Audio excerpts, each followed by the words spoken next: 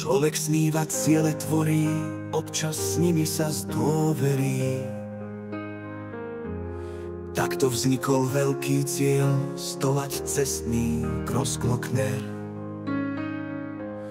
Priplnený svojich cieľov musí zbaviť sa rozdielov, ak ich stolať s úsmevom, nesmiete byť súperom.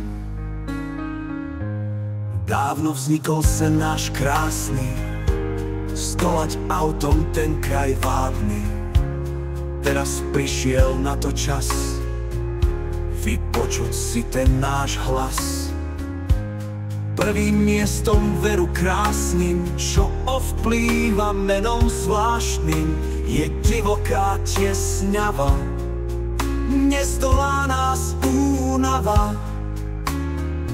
Zsigmund Tamklam meno dali, krásy jej nás vopred hnali.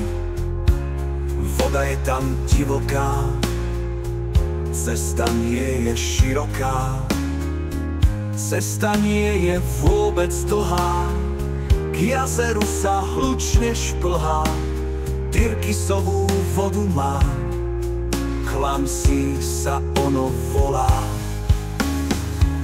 Ďalšie ráno prišiel čas začať s kopcom ten zápas. Je to cesta veľmi prudká, premávka je tam dosť hustá. Mnoho aut to skúsilo, v polovici skončilo. My sme cieľ svoj naplnili, vrcholu sme sa zmocnili. Dosiahli sme ten náš cieľ, stolali sme Grossglockner. Výhľady tam sú len krásne, o nich teraz píšem básne. Slniečko nám doprialo, lúčami nás ohrialo. Po prechádzkach v prírode, hneď po našom príchode. Prešli sme my mestom krásnym, rodiskom je veľmi slávnym. Nie je to veď žiadny žart, narodil sa tu Mozart. Kávičku sme si mi dali, s čašníkom sme žartovali.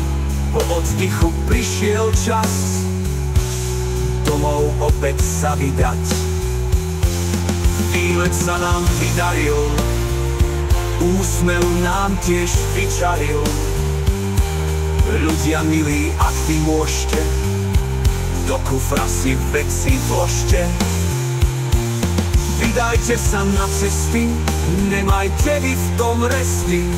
Svet vám vráti vašu snahu, stojí to za tú námahu.